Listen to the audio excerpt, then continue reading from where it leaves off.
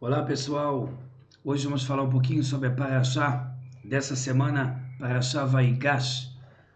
Pessoal, essa Parashá, ela tem um ponto bem interessante, que vai ser a revelação de Yosef para todos os seus irmãos, tá certo? Da qual ele termina esse sofrimento que ele está causando aos irmãos pelo mínimo de justiça, por ter sido vendido ao Egito, por ter se tornado lá um escravo, um preso, e só depois, por Brahá, bênção de Hashem, de Deus, ele se tornou o príncipe do Egito. A questão é que ele faz isso, o motivo não é por vingança, e sim devido aos sonhos que ele teve, para quem lembra lá no comecinho da história de Yosef, da qual ele sonha desde os seus 17 anos, que os seus irmãos vão se curvar para ele, e isso era um sonho profético, que agora está acontecendo. O outro motivo é que ele sabe que qualquer sofrimento que acontece nesse mundo, ele é 1000 vezes melhor do que um sofrimento no mundo espiritual. Está escrito na nossa Guemará, na discussão da Torá oral, que um instante de sofrimento no mundo espiritual, sofrimento de consciência, de arrependimento por ter feito besteira nessa vida, ele é pior do que 70 anos de Jó, ou seja, de Yov, aquele que sofreu tanto, como a gente aprende na Torá. Ou seja, Yosef, ele quis fazer uma bondade para os irmãos, que é limpar eles dos pecados que eles fizeram de ter vendido seu irmão ao Egito, né? Que na verdade foi vendido aos Ismaelim, que depois foi vendido aos Midianitas, Midianim, e depois foram vendidos aos egípcios, e aconteceu todo aquele drama. Agora, a fome está apertando o segundo ano de fome dos 7 anos, e Eudá, o irmão guerreiro, e Eudá, que está ligado ao leão, e Eudá, que está ligado ao reinado, aos reis, ele vem até o Yosef, sem saber que é Yosef, e começa a recapitular tudo o que está acontecendo desde o início, inclusive dizendo os sofrimentos. Yosef, a gente veio com fome, e aí você disse que a gente era espião, e aí a gente falou do nosso irmão Benjamim, e aí você falou que a gente tinha que trazer Benjamim, e aí a gente trouxe Benjamim depois de alguns anos, que o nosso pai não queria que a gente fosse, depois de alguns meses, desculpa, que o nosso pai Yaakov lá de Israel não queria que a gente voltasse, com medo que a gente trouxesse Benjamim e ele morresse, porque de Rahel tinha 2 filhos, e Yosef, que estava supostamente morto, né, que era Yosef, e Benjamim, que agora seria levado ao Egito, também poderia acabar morrendo numa tragédia, um asson, uma tragédia como a própria Parashá fala. Então o que acontece? Yaakov fica segurando e fala, então a gente não vai, não quero mandar vocês para o Egito. Depois que a fome aperta, manda Benjamim. E aí Yosef, quando traz Benjamim, ele vende a comida e bota o copo dele, que ele com esse copo bebia e também tinha mais conexão de falar com Hashem, tem muita coisa de Kabbalah no meio, ele coloca no saco de comida do Benjamim, de propósito para depois dizer que ele roubou. E aí ele diz que Benjamim vai ter que ficar no Egito preso. Obviamente, ele faz isso de propósito, porque todos os irmãos entram em desespero. Quem é o principal que entra em desespero? Yehudá. Yehudá, no começo da Parashá Vaigash, por que ele está tão desesperado? Porque ele falou para o pai Yaakov, pai, pode deixar, eu vou levar Benjamim para o Egito, só porque o Yosef, que é o príncipe do Egito, quer dizer, não falou Yosef, o príncipe do Egito está exigindo, mas se eu não trouxer ele de volta bem em vida, eu pequei para você todos os dias da minha vida. Ou seja, Guemará explica que ele está vendendo o mundo vindouro dele, porque ele sabia que se não fosse desse jeito, não teria como eles comerem, todo mundo ia morrer. Então, pelo menos, Yehudá criou essa estratégia para convencer o pai. Falou, meu mundo vindouro, eu estou abdicando dele se eu não trouxer Benjamim. Já que Yosef sabe da importância de Benjamim, que é o filho mais novinho, tá certo? É o caçula do paizão lá, Yaakov. Então, de propósito, ele faz esse drama todo com o copo que ele finge que escondeu no saco, enfim.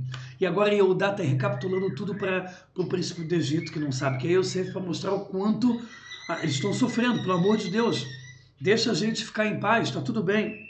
Pessoal, nesse momento que Yehudá está recapitulando tudo, ele faz algumas ameaças indiretas, como o Rashi explica, dizendo, olha, você pode ser o príncipe do Egito, mas eu sou filho de Yaakov, nós temos uma força absurda. Nesse meio tempo, não precisou de tudo isso, e Yosef está achando que ele não pôde aguentar mais, já é a segunda vez que ele quer chorar de piedade pelos irmãos, mesmo depois da venda dele mesmo, ele está totalmente se apiedando pelos irmãos, e aí a Torá fala que ele manda todos os servos dele saírem, ficou somente Yosef com seus irmãos, e ele começa a chorar alto. Chorar tão alto que a Torá diz que quem escutou foi inclusive a casa do faraó, ou seja, todo mundo escutou o choro de Yosef. Ele disse: eu sou irmão de vocês, meu pai ainda vive? Os irmãos não conseguiram responder, porque esse momento foi dramático. E aí Yosef fala Gishuna Elai, em hebraico, falou: venham até a mim, ou seja, eu não vou fazer mal a vocês. Em outras palavras, eu não vou me vingar do que aconteceu, que vocês me venderam e os males que aconteceram. Podem vir até a mim. Meu pai ainda vive. Eu sei que vocês me venderam. Começou a falar em hebraico. Dessa forma ele provou que era Yosef. E aí os irmãos falam: sim, nosso pai ainda vive. E aí Yosef pede para trazer Yaakov. Bom, pessoal, como Yaakov não vai acreditar, porque já passou 22 anos que ele acredita que o filho dele, Yosef, morreu, então Yosef ele fala para o faraó que ele quer trazer o Yaakov primeiro para lá. O faraó fala: maravilha, bota onde você quiser, na melhor parte do Egito, é de vocês, já que Yosef é poderoso agora, o príncipe do Egito. E Yosef ele fala o seguinte: eu vou mandar provas para o meu pai para ele saber que realmente estamos falando a verdade aqui. Qual era o medo de Yosef? O medo de Yaakov não acreditar, porque já passou 22 anos, e o medo também que Yaakov nunca saiu de Israel. E já tem 130 anos de idade, talvez ele não vai querer sair de Israel, tá certo? O pouco que ele saiu de Israel foi para alguns desafios durante a vida de Yaakov, mas ele nunca morou de forma fixa fora de Israel, talvez ele não vai querer sair para o Egito.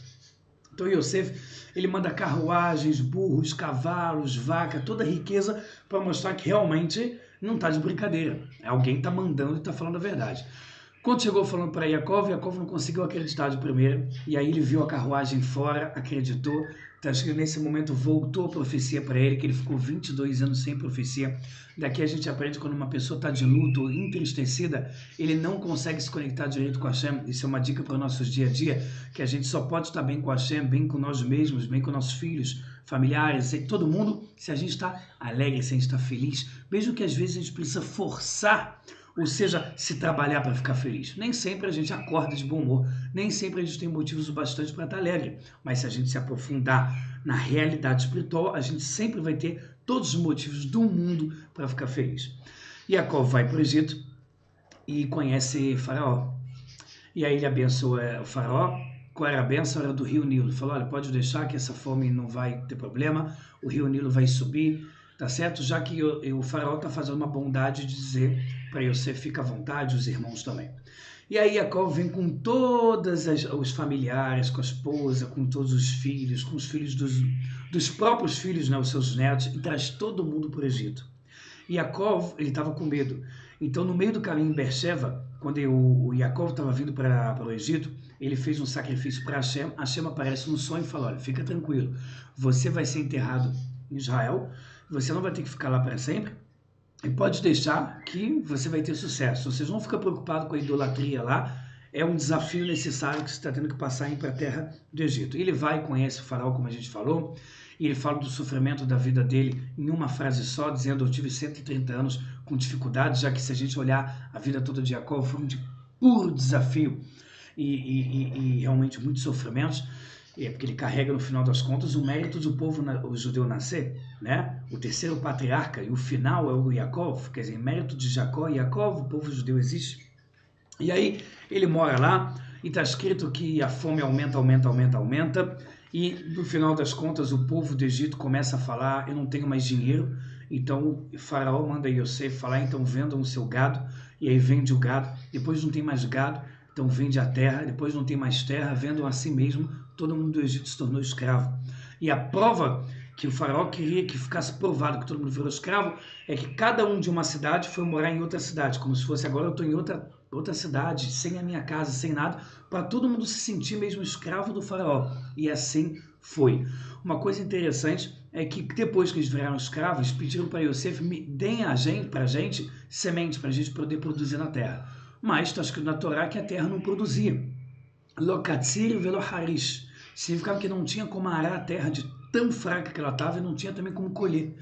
Porém, o que aconteceu? Em mérito da vinda de Jacó para o Egito, a terra ficou abençoada e pelo menos começou a ficar vagarosamente produtiva para depois dos 7 anos da fome, ou seja, trabalhar agora na terra para depois de 7 anos. Então eles começaram a trabalhar. E aí foi exigido 20% do sucesso da terra, do que colhiam, para ser dado ao faraó. No final das contas, muito sofrimento. todos vieram escravos do Egito, e Yosef realmente foi visto que tudo que ele profetizou dos sonhos que ele interpretou do faraó acontece no Egito.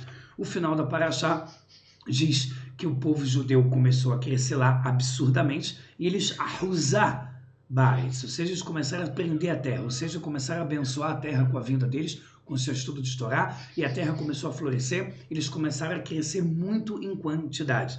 Tá bom, pessoal? E aí, em seguida, a gente vai ter a Parashá Vayeri, que inclusive é a última Parashá do Sefer do livro de Bereshit, onde muita coisa interessante vai acontecer, onde vai trocar, vai morrer esse faraó, vai trocar, enfim, muita coisa interessante nos próximos capítulos. Não perca aí a próxima sexta-feira sobre a Parashá Vayeri.